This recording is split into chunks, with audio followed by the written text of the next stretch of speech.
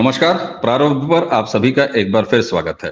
Screen के दूसरे हिस्से में आप देख रहे हैं बाबा रामदास जी को, हमारे खोजी पहलवान साहब। सबसे पहले आइए स्वागत कर लेते हैं बाबा रामदास जी का। नमस्कार नमस्कार अवनीश जी। जी। खमागणी हुकुम, खमागणी। जी जी, बिल्कुल। दर्शकों, बाबा रामदास जी से, जिन्हें हमने नाम दिया है खोजी पहलवान, तो इनसे हम पहलवानों के आसपास और भारतीय कुश्ती के इर्द गिर्द लगातार खोजें करते रहे हैं। लेकिन बीच बीच में हम कुछ यात्राएं भी करते हैं। जैसे हम पंजाब के माइग्रेशन पर पंजाब की तरफ जाते हैं और पंजाब और कनाडा के रिश्तों को तलाश रहे होते हैं। लेकिन आज हम जरा सीधे चलेंगे कनाडा। बाबा जी के साथ चलते हैं कनाडा। हुआ ये है कि इधर एक या सवा महीने पुराना एक वीडियो आंखों के सामने से गुजरा, जिसमें कनाडा में रह रही एक भारतीय मूल की पंजाबी महिला, उन्होंने एक जानकारी दी कि एक बच्ची ने, जो यहाँ से भारत से स्टूडेंट वीजा पर कनाडा गई थी, उसने नदी में कूद के सुसाइड कर लिया। सिर्फ बात इतनी नहीं, वो प्रेग्नेंट थी। और जो जानकारी मिल रही है, लगभग 10 से 12 ऐसी घटनाएं हर महीने हो रही हैं कनाडा से। यानी आप समझ सकते हैं कि 10-12 ऐसे बच्चों के शव हर महीने भारत भेजे जा रहे हैं कनाडा से। ये एक बहुत बड़ा काला सच, काला पक्ष है। आइए जरा सा इसको विस्तार से जानते हैं बाबा रामदास जी से। बाबा जी, पहले तो जरा ये बताइए, ये पूरी घटना क्या है, फिर हम इस घटना के पीछे और विस्तार से बात करेंगे। जरा ये बताइए, घटना है क्या, कैसे हुई? अवनीश जी, आज से करीब 5-6 साल पुरानी बात है। हमने अपने स्कूल में, मैंने एक प्रस्ताव रखा बच्चों के सामने, अपने स्टाफ के सामने, कि गुरु गोविंद सिंह जब चमकौर साहब वाली गढ़ी से निकले हैं और जब वो वहां से चले हैं, और जो फिर युद्ध हुआ है जी माछीवाड़ा के जंगलों में, उनका भटकाव, और उसके बाद उनके चारों बच्चों की जो शहादत है, ये पूरा 1 सप्ताह का समय था। तो वो रात को जहां रुके थे, वहां से उनका निकलना, मुगल सेना द्वारा उनको घेर लिया जाना, और वो पूरा जो रास्ता है ना, वो लगभग 50-60 किलोमीटर लंबा है। और उस पूरे रास्ते पे, उन तमाम ऐतिहासिक जगहों पे जहां वो घटनाक्रम हुआ है, वहां पे बड़े बड़े गुरुद्वारे बने हुए हैं। तो मैंने कहा कि क्यों ना हम ये एक तरह की पिलग्रिमेज भी हो जाएगी और हमारे बच्चे अपने उस गौरवशाली इतिहास से परिचित हो जाएंगे। तो मैंने अपने स्कूल में ये प्रपोजल रखा कि ये लगभग 2 नाइट 3 डेज का प्रोग्राम होगा, और हम लोग आनंदपुर साहब से शुरू करेंगे और वहां जाके सरहिंद में, जहां छोटे 2 साहबजादों की शहादत हुई है, वहां इस कार्यक्रम को समाप्त करके फिर हम सरहिंद से वापस चले आएंगे। तो हमारे स्कूल में एक अध्यापिका थी। तो मैंने कहा तुम जाओगी? तो मैंने कहा सर, मैं पापा से पूछ के बताऊंगी। अच्छा।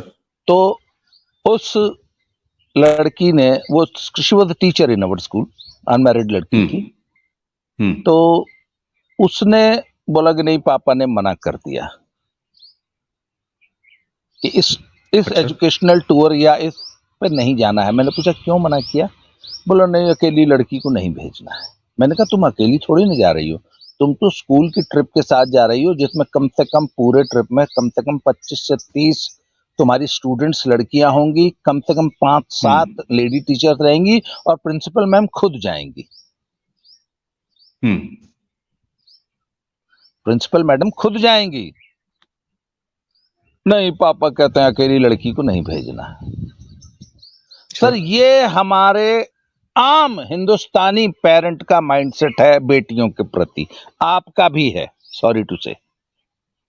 ठीक, कि अगर 1 किलोमीटर दूर जाना है तो आप कोशिश करेंगे कि कम से कम 4 नहीं तो 2 बॉडीगार्ड तो जरूर जाएं। वही बाप जब बेटी को इंग्लैंड अमेरिका भेजना होता है तो अकेले भेज देता है भेड़ियों के बीच में। वही बाप जो नुक्कड़ की दुकान तक अपनी बेटी को नहीं भेजना चाहता हिंदुस्तान में, अपने शहर में, अपने घर में, अपनी गली में, वो बाप भेड़ियों के हवाले कर देता है अपनी बेटी को, क्योंकि उसको पीआर चाहिए कनाडा में। सर, ये माइंडसेट है हिंदुस्तानी पेरेंट्स का। आई एम सॉरी टू से दिस, मैं बड़ी कड़वी सच्चाई बोलने के लिए कुख्यात हूं। हम्म तो सर, करोड़पति लोग जिनके लाखों के बिजनेस यहां चल रहे हैं, मैं एक ऐसे व्यक्ति को जानता हूं जो उसकी एवरेज औसतन 3 लाख रुपए महीना कमाता था। मैंने फिर एक दिन पूछा कि वो फलनवा फोन नहीं उठा रहा, बोला अरे वो तो कनाडा चला गया। मैंने कहा 3 लाख रुपए महीने का चला चला बिजनेस छोड़ के कनाडा चला गया था परिवार, और अब वहां पेट्रोल पंप में तेल भरता है, या ऐसा ही कोई पेटी जॉब करता होगा। तेल भरना तो एक मैंने खाली उपपाती। मतलब बड़े बड़े विशाल कोठरियों में रहने वाले लोग अपने बच्चों को, अपनी बेटियों को कनाडा भेज देते हैं। ये तो खैर संपन्न लोगों की बात है। लोअर मिडिल क्लास के लोग जिनको जो 25-25, 30-30 लाख कर्जा लेके, जमीनें बेच के, मकान गिरवी रख के, रिश्तेदारों से कर्जा लेके, गहने बेच के, जमीनें गिरवी रख के अपनी बेटों को कनाडा भेज रहे हैं। तो सर, इसके पीछे इनकी सोच पता है क्या है?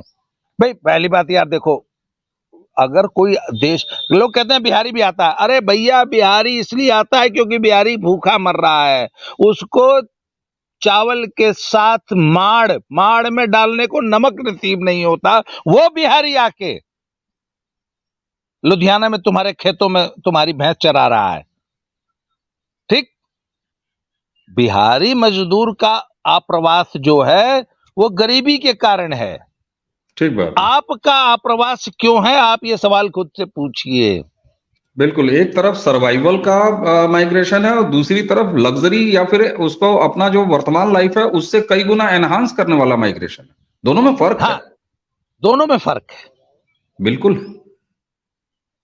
तो यहां का जो गरीब तबका है, लोअर मिडिल क्लास, जो कि कर्जा लेके, जमीन बेच के, गिरवी रख के 2%, 3% ब्याज पे पैसा लेके, और कॉन्ट्रैक्ट मैरिज वाला से अपक्ष तो अलग है, वो कुछ लोग हैं, तो उनको एक तो गलत फहमी यह है कि कनाडा में तो भैया पेड़ों पे डॉलर लगते हैं और जमीन पे अशर्फियां बिछी होती है, खाली बीन के भेज देना है। जैसे जामुन बीनते हैं ना बच्चे हमारे यहाँ, ऐसे वहां डॉलर जो है जमीन पे पड़ा रहता है, खाली बीनना है और इंडिया नु कल देना है। हाँ, महुआ ज्यादा अच्छा उदाहरण होगा, क्योंकि महुआ जो है ना, महुए पेड़ के आसपास खड़े हो जाइए तो टप टप टप, मतलब बिल्कुल ताजा ताजा, एक एक जैसे एक एक डॉलर लहराता हुआ नीचे गिर रहा हो। तो ये माहौल मुझे लग रहा है कि ये मुगालता है? तो इनको ऐसा लगता है कि अब लड़का वहां पहुंच गया या लड़की वहां पहुंच गई तो 6 घंटा पढ़ाई करेगी, 8 घंटा 10 घंटा काम करेगी, और अरे ज्यादा मत भेजो, $1000 भेज दो। अब $1000 भी तो कनेडियन डॉलर 60-62 हजार रुपए का हो जाता है। तो महीने में 2 महीना मेहनत करके $2000 भेज दो, जिससे हमको फलाना कर्जा दे रहा है, फलाना का सूद देना है, ये है वो है, फलाने आए थे मांग रहे थे। तो इस प्रकार का प्रेशर बच्चों पे क्रिएट किया जाता है। अभी पीछे मैं एक पंजाबी सिख लीडर का एक वीडियो सुन रहा था, तो उन्होंने सभी पेरेंट्स से रिक्वेस्ट किया है कि भैया हाथ जोड़ के विनती है सभी अभिभावकों से जो अपने बच्चों को स्टूडेंट वीजा पे भेज रहे हैं, आज कनाडा में भयानक मंदी है। आज की तारीख में कनाडा में इतनी भयानक मंदी है कि महीना में 25 दिन तो छोड़ो, 5 दिन का काम दिहाड़ी, वहां पे दिहाड़ी मजदूर की तरह काम किया जाता है। घंटों में, हमारे आवर्स में किया जाता है। नहीं, जैसे हमारे यहाँ लेबर चौक है ना, अब तो बाकायदा वहां लेबर चौक बन गए हैं। जी, यूएस में आप देखिए तो आवर्स में मजदूरी की जाती है और पेमेंट जो है उसका वीकली हो जाता है। जी, तो कहते हैं कि महीने में 5, जो लोग फुल टाइम काम करने गए हैं, पढ़ाई वालों की बात छोड़ दीजिए, वो तो पार्ट टाइम करते हैं, फुल टाइम वालों की भी ये स्थिति है कि महीने में 5 दिन काम नहीं मिल रहा है, और किसी तरह जो है किराया और भोजन हाँ। निकल जाता है, और भोजन 1.5 साल पहले की तुलना में दुगना से लेकर 5 गुना तक महंगा हो गया है। महंगाई का ये आलम है, काम बिल्कुल नहीं मिल रहा है। तो ये तो आम कामगार की स्थिति है। स्टूडेंट तो बेचारा और बुरी तरह पिस जाता है। तो उन्होंने बिल्कुल। कहा कि भैया अपने बच्चे को यदि कनाडा भेजो तो 1 साल का खर्चा दे के भेजो साथ में, उससे अच्छा। मंगाओ मत, बल्कि उसको यहाँ से साल भर भेजो, सपोर्ट करो। क्योंकि आपको वो बेचारा बता नहीं रहा, वो बच्ची बेचारी बता नहीं रही, वो वहां भूखी मर रही है, उसके पास रहने को ठिकान नहीं है। और सर वहां की यहाँ के ये जो बच्चे जब जाते हैं ना, तो ये टोरंटो ब्रैम्पटन नाम के जो उनके उपनगर हैं, टोरंटो शहर है उसके उपनगर छोटे छोटे हैं, जो जो पंजाबियों का गढ़ है, वहां रहते हैं। वहां पे सब पंजाबी ही रहते हैं। वहां जाके आपको ऐसा लगेगा कि आप पंजाब में आ गए हैं। तो जितने जो मकान घाटो मालिक हैं इलाके वो सब हैं। भी तो हाँ, जितने मकान मालिक हैं वो सब भी पंजाबी हैं। अच्छा। वहां जितने बिजनेस हाउसेज हैं वो सब भी पंजाबी हैं, वो है ही भी नहीं पंजाब। तो इन बच्चियों, वहां पे बच्चियों का शोषण हो रहा है, बहुत बुरी तरह हो रहा है।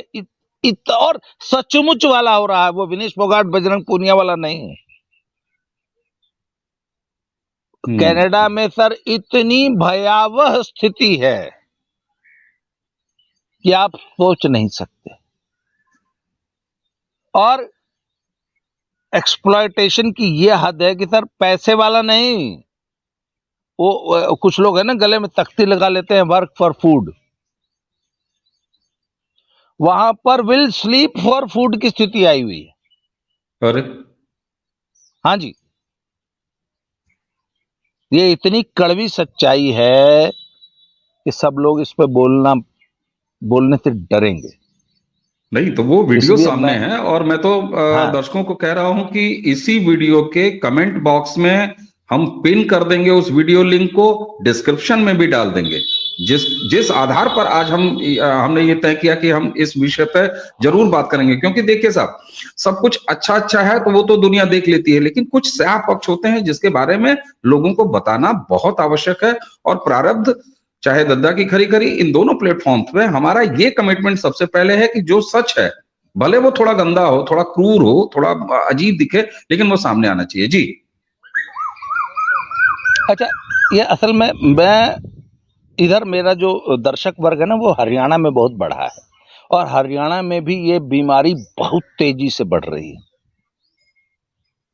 अभी हरियाणा में मुझे एक व्यक्ति ने फोन करके बताया कि वहां पर एक डंकी रूट है विदेश जाने का। मैंने कहा ना, नित्य नए तरीके सब इजाद करते रहते हैं, तो एक डंकी रूट है कि वो पनामा के जंगलों से, मैक्सिको और पनामा के जंगलों में से पैदल चला के फिर लेके जाते हैं। वो अमेरिका के बॉर्डर तक पहुंचा देते हैं, फिर एक दीवार को क्रॉस करा के अमेरिका की तरफ कूदा देते हैं। तो वो जो पनामा और मैक्सिको के जंगलों का जो रास्ता है उसमें लगभग 35-40 दिन पैदल चलना होता है। पर उसको डंकी रूट कहा जाता है। डंकी माने गधा। अब वो पता नहीं डंकी क्यों बोला जाता है, पता नहीं है। गधों की तरह डंकी आदमी शब्द जाते होंगे, मुझे लग रहा है कि इसी से ये नहीं, अरे 35-40 किलोमीटर पैदल। गधा बहुत इज्जत से रहता है। नहीं, हमारे पड़ोस पाकिस्तान में उसकी बड़ी अच्छी जनसंख्या है सर, बड़ी इज्जत से उनको रखा जाता है। नहीं, हमारे देश में गधों की बिल्कुल स्वामी भक्त होता है, बड़ा मेहनती जानवर होता है, ये तो है।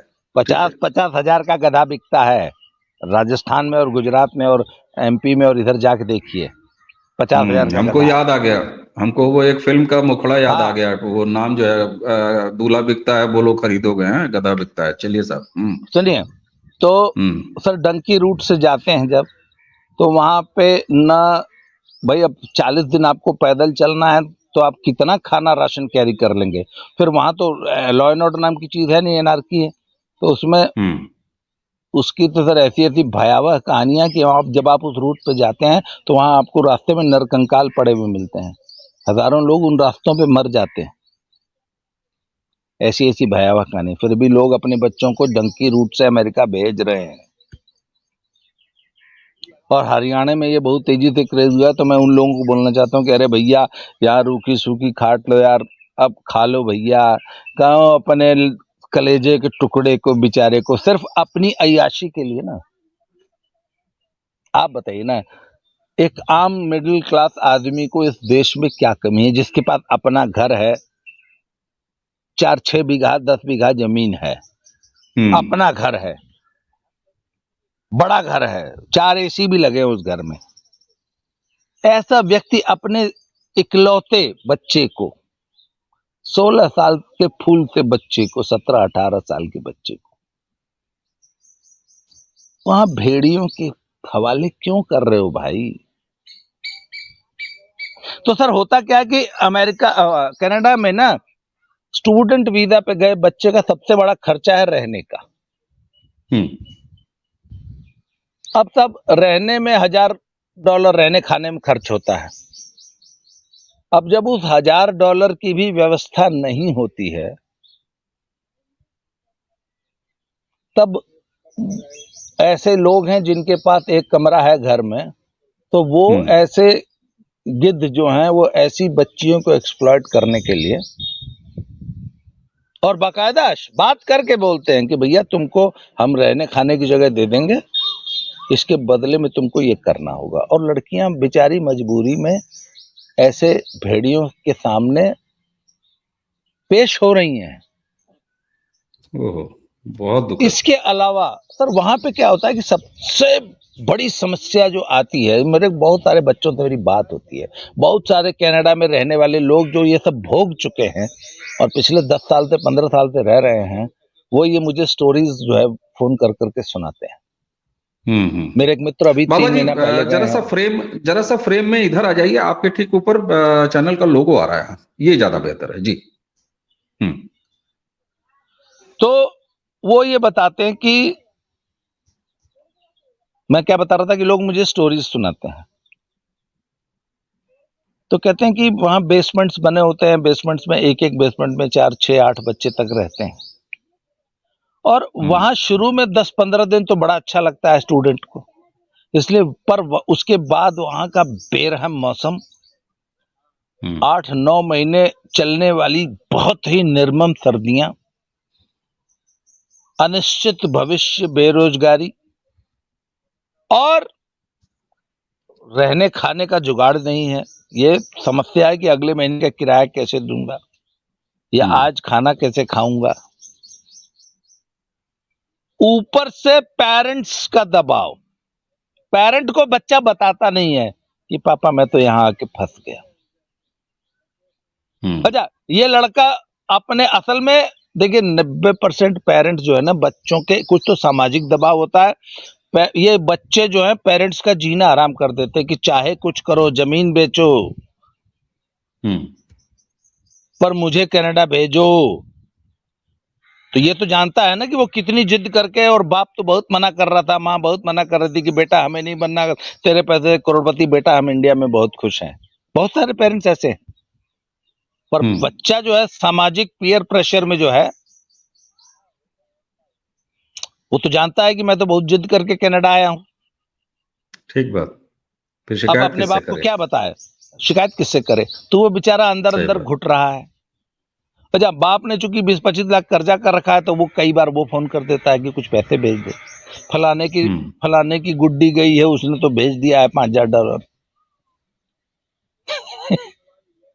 समझ रहा हूं। तो सर मौसम की मार, एकाकी जीवन। अच्छा, पता लगा कि 8 लड़के घर में रह रहे हैं, 8 लड़के लड़कियां रह रही हैं, लड़कों के बीच में मजबूरी में लड़की रह रही है, 8 लड़कों के बीच में 8 डिप्रेस्ड। सर एक डिप्रेशन के माहौल में 8 लोगों के बीच में आपको छोड़ दिया जाए, 8 एक से बढ़ के एक डिप्रेस्ड हैं, 8 अपने भविष्य को लेके अनिश्चित हैं, 8 रात को जो है रजाई में घुस के रोते हैं। ऐसे माहौल में आप कितने दिन सरवाइव करेंगे? सर जो भी नवा आदमी जाएगा वो तो उन 8 से बहुत ज्यादा तेज रफ्तार से अवसाद में आएगा, डिप्रेस्ड हो जाएगा। अच्छा, दूसरी बात है, ये जितने बच्चे जाते हैं इनमें से ज्यादातर जो हैं यहाँ सिल्वर स्पून वाला माहौल में रहते हैं ना, कभी जिंदगी में एक गिलास पानी नहीं पिया, लेके माँ जो है बिस्तर पे गरम गरम रोटियां चूल्हे से उतार के खिलाती है।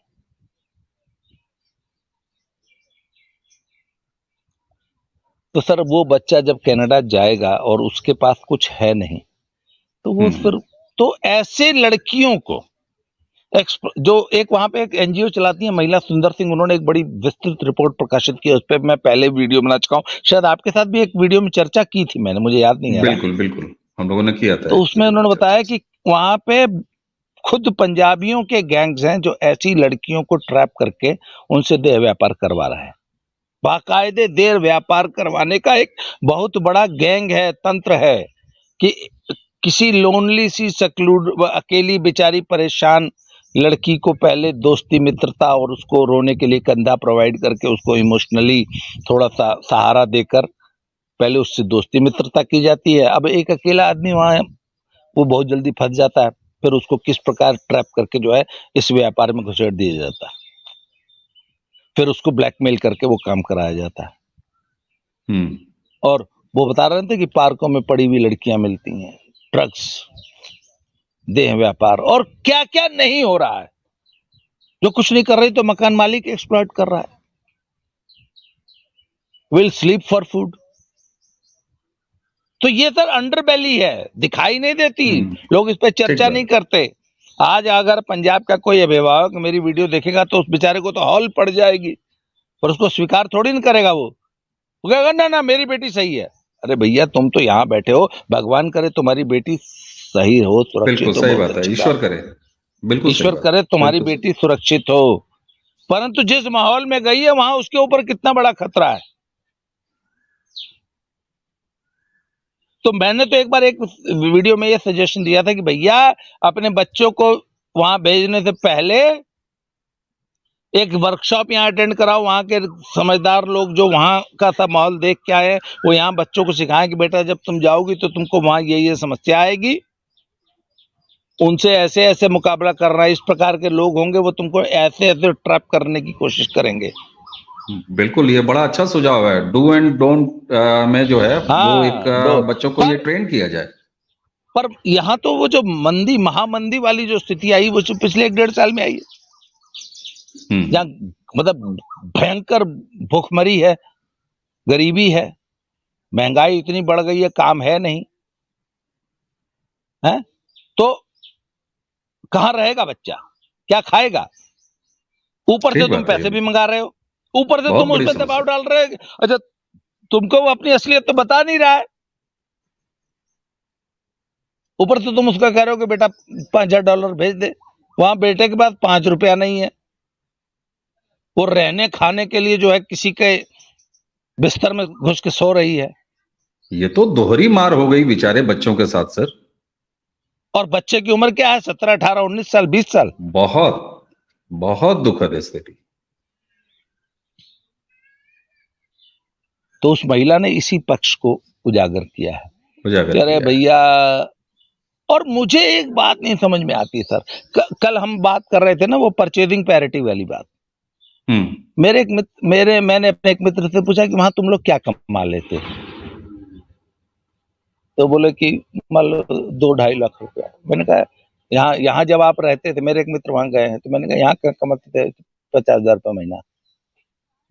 तो मैंने पूछा यार यहाँ 50,000 कमाते हो, वहाँ 2.5 लाख 3 लाख कमाते थे, यहाँ 4-5 रुपए का एक केला खरीद के खाते हो, वहां 80 रुपए का केला खरीद के खा रहे हो। यहाँ अभी भी 25 रुपए किलो आटा चक्की पे मिल जाता है, वहां 120 रुपए किलो आटा मिल रहा है। तो फर्क क्या पड़ा? तुम्हारी कमाई अगर वहां 5 गुनी हो गई तो तुम चीजें भी तो 5 गुनी ज्यादा पैसे देकर खरीद रहे हो। हाँ। तो वहां भी तो तुम उसी हालत में हो जो यहाँ 50,000 वाले में थे। हाँ। तो यहाँ पर भी तुम खुद को गरीब मानते थे, वहां तो तुम सचमुच के गरीब हो, यहाँ तो तुम अनावश्यक गरीब मानते हो खुद को। हाँ? ठीक बात। तो सर ये जो माइंडसेट है ना, खुद को गरीब समझना, हिंदुस्तान में रहते हुए खुद को गरीब समझना।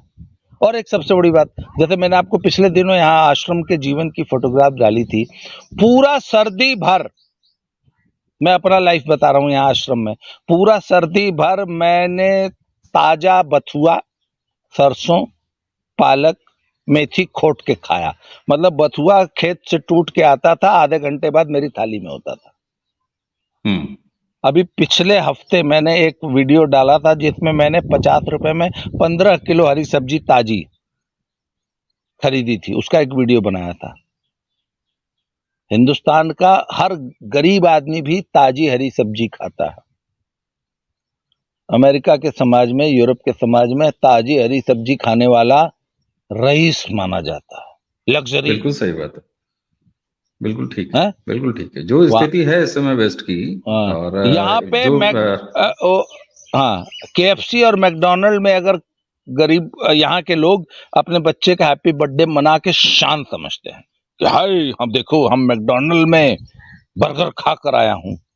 वहां पर मैकडोनल्ड में बर्गर जो है गरीब गुरबा मेहनत मजदूरी करने वाला वर्ग मैकडोनल्ड और KFC में बर्गर और वो खा के जो है गुजारा करता है। सर वो शर्मिंदगी वहाँ का सर बात इन है। हाँ इन फूड चेन्स में वहाँ की एक बड़ी गजब की एक मानवीय परंपरा भी है।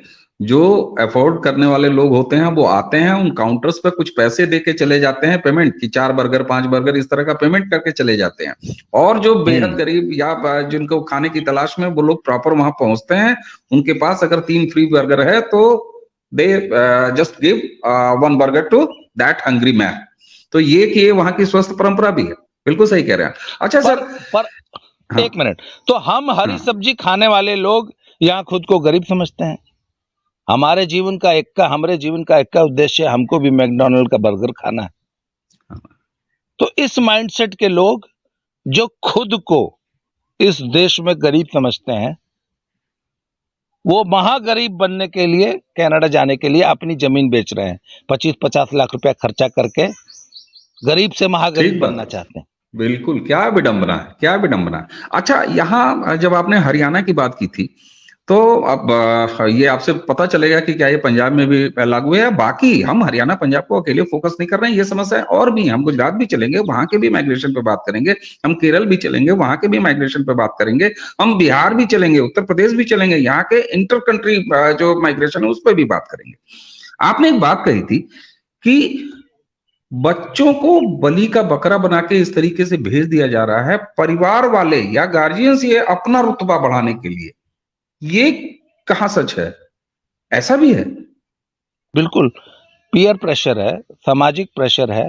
आपके पड़ोसी का लड़का कनाडा चला गया, आपका नहीं गया, ओहो, आप तो शर्म से गड़ के मर जाएंगे। स्टेटस सिंबल है सर। आज अगर आपका बच्चा कनाडा में नहीं रहता है तो आप, जैसे आज कोई मारुति 800 चला रहा हो तो उसको क्या कहेंगे आप? अरे यार तुम इतने गरीब हो गए हो, क्या मारुति 800 चला रहे हो या अल्टो ले रहे हो, अल्टो गाड़ी चलते हो क्यों? भाई नैनो फेल इसी चक्कर में हो गई। हाँ, उसमें गरीबी का ठप्पा था, गरीब आदमी की गाड़ी है। तो आज हिंदुस्तान में रहना गरीबी का बायस है सर, बैकवर्डनेस है पंजाब में, और ये रोग बहुत तेजी से हरियाणा में फैल रहा है। अच्छा, मैं आपको बड़ी मजेदार बात बताऊं। मेरी पत्नी की 4 बहनें 2 भाई सब इंग्लैंड अमेरिका रहते हैं। मेरे पत्नी के पूरे खानदान में अकेली मेरी पत्नी है जो हिंदुस्तान में जिसने शादी की और जो हिंदुस्तान में रहती है। अब यकीन मानिए कि मेरे एक मित्र हैं जो कि जर्मनी से आते हैं, वो जर्मन है। वो जब आते हैं तो हर साल आते हैं हिंदुस्तान में, 3 महीने 4 महीना रहते हैं, सर्दियां यहीं बिताते हैं। तो वो मेरी पत्नी को बोलते हैं, उन्होंने नाम रखा है हर हाइनेस द क्वीन। जब मेरी पत्नी स्कूल जर्मनी से आते हैं तो मेरी पत्नी को बोलते हैं हमेशा कि जो आपका जो लाइफस्टाइल है वो सिर्फ क्वीन एलिजाबेथ ही जी सकती है। तो मैंने उनसे पूछा ऐसा क्यों? कहते यार आप लोग के यहाँ हर चीज इतनी सस्ती है, इतनी सुलभ है, और सबसे बड़ी जो आप लोगों को जो हेल्प मिल जाती है, जिसे आप हाउस हेल्प कह सकते हैं, वो एकदम दुर्लभ चीज है। वहां तो आपको हर चीज अपने हाथ से करनी। और भारत में हर चीज इतनी सुलभ है और इतनी प्रचुर मात्रा में है कि आप लोग अपना बेहतरीन लाइफस्टाइल और इतना खूबसूरत देश छोड़ के किसी देश में सी ग्रेड नागरिक बन के जाने के लिए, रहने के लिए इतने आतुर उत्सुक क्यों रहते? या तो यहां कोई आदमी भूखा मर रहा है। तो अब हमने वो जो बिहारी और यूपी वाले जो आप्रवासी मजदूर की बात की, अरे भैया वो गरीबी में जा रहा है, पर कम से कम अपने देश में तो है, कभी मजबूरी में अगर आना पड़ जाए तो 18 घंटे बाद अपने घर आ तो जाता है।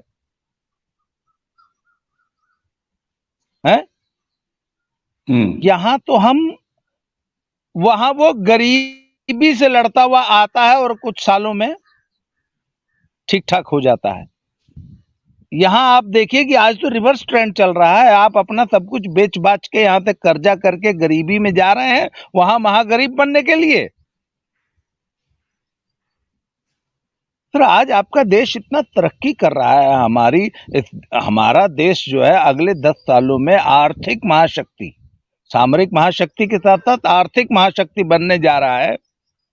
इस बात को हमारे सबसे प्रोग्रेसिव, सबसे मेहनतकश लोग समझ ही नहीं पा रहे हैं। ये दुखद है कि आपने इतने संपन्न पंजाब हरियाणा को छोड़ के वहां मेहनत मजदूरी करने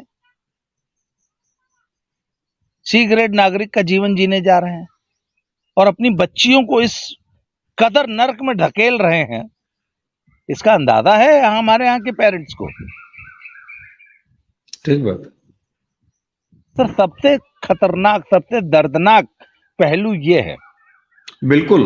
देखिए, आप खुद पलायन कर रहे हैं वो तो ठीक है, लेकिन अपने बच्चों को आप जिस ऐसे वातावरण में भेज रहे हैं, ऐसी जगह भेज रहे हैं कि उन बच्चों का मतलब दोहरा शोषण है। एक तरफ आप, बिल्कुल यहां मैं कहूंगा कि एक तरफ आप एज ए पेरेंट उनका शोषण कर रहे हैं और दूसरी तरफ वो जिस हाल में है वहां तो हो ही रहा है। अच्छा सर, अंत में अगर मैं आपसे कहूं कि वहां देखिए, प्रवास के बाद ये जो पूरा माहौल आपने बताया है ना, उसमें बच्चों के साथ इतनी समस्याएं आती हैं, लेकिन वहां पर बहुत सारे ऐसे संगठन भी हैं, ऐसे रिलीजियस संगठन भी हैं, ऐसे रिलीजियस प्लेसेस भी हैं, उनकी एक एक्टिविटी अच्छी खासी वहां दिखती भी है।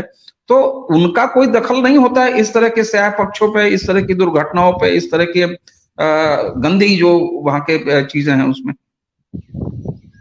सर, ये जो आपने सवाल पूछ दिया ना, इस पे पूरे 40 मिनट का वीडियो बनेगा। चलिए ठीक है। ये जो रिलीजियस प्लेसेस हैं, वो तो सबसे खतरनाक जगह हैं।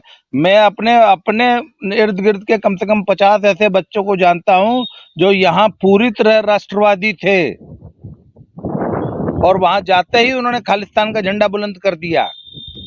समझ में आती है बात,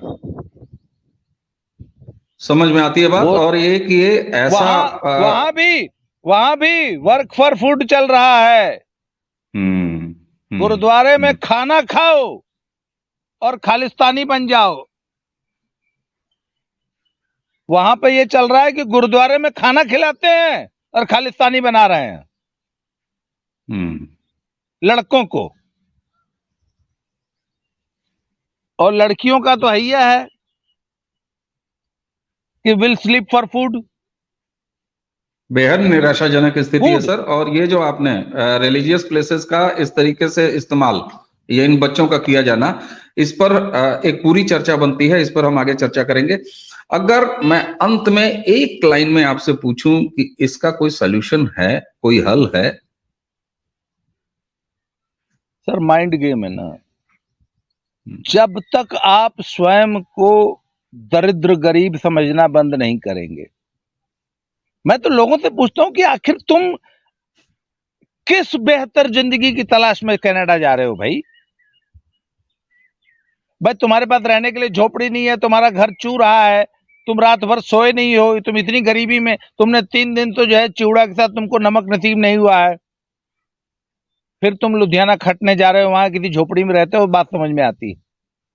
अरे हरियाणा पंजाब के लोग हो जो तुम 50 लाख रुपया खर्च करके अपने बेटे को डंकी रूट से मैक्सिको के जंगलों में ढकेल दे रहे हो बेहतर जिंदगी के लिए। अरे भैया यार, 40 लाख रुपया खर्च करके तुम अपने बच्चे को बेहतर जिंदगी देना चाहते हो, वही 40 लाख इंडिया में खर्च लो यार। ठीक बात। तो ये जो बिल्कुल माइंड ठीक सेट है ना सर, ये देखिए एक बात, हाँ मैं अपनी पत्नी के बारे में बता रहा था कि उनके पास पिछले 10 सालों से उनके पास पिछले करीब 4 सालों से अमेरिका का मल्टीपल एंट्री वीजा है। मल्टीपल एंट्री वीजा अमेरिका का, पर आज तक उनके पासपोर्ट पे मोहर नहीं लगी, वो गई नहीं। तो उनके रिश्तेदार, उनके दोस्त में से पूछते हैं कि अरे आपके पास अमेरिका का वीजा, आप कभी आज तक गई नहीं। उसने बोला अरे मैं यहाँ रॉयल जिंदगी जीती हूँ भाई। मेरे रिश्तेदार जब आते हैं इंग्लैंड अमेरिका से तो वो कहते हैं कि वाह क्या शाही जिंदगी आप जी। तो मैं ये शाही जिंदगी छोड़ के वहां लेबराना करने जाऊंगी अमेरिका में, मजदूर की जिंदगी जीऊंगी। मैं यहाँ कैम्ब्रिज इंटरनेशनल के प्रिंसिपल हूँ भाई। ठीक बात है। अभी कल ही जब हमारी आपकी अनौपचारिक बातचीत हो रही थी, ये वही कि 5 गुना कमाते हो तो फिर 5 गुना वहां खर्चा भी तो करना पड़ता है। तो मैंने आपको यूएस का अपने कजन जो है हमारे चचेरे भाई साहब, उनका आपको बताया था। मैंने गलती से उनसे कल शाम एक बार फिर आटे का रेट पूछ लिया, तो उन्होंने व्यंग में कहा कि 23-24 रुपए किलो यहाँ पे आटा मिल जा रहा है। हकीकत वो भी जान रहे हैं, वो उनका व्यंग था, है ना।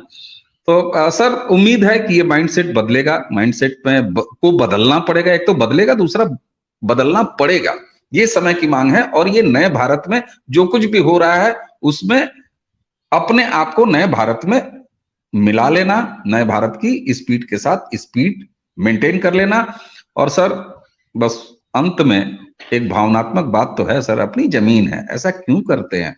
अपना बच्चा है, अपनी बेटी है, क्यों उसको ऐसा करते हैं? मत करिए, सोचिए। मुझे उम्मीद है कि आज की इस चर्चा से ये एक नई बहस छिड़ेगी और हम इस पर, इसके और भी पक्ष हैं जो अलग अलग चर्चाओं की मांग करते हैं दर्शकों, उस पर हम विस्तार से चर्चा करेंगे। तो आज की इस चर्चा को समाप्त करने की इजाजत दीजिए और बाबा रामदास जी को धन्यवाद करते हैं और आप सभी को नमस्कार। धन्यवाद रामदास जी। नमस्कार, राम राम।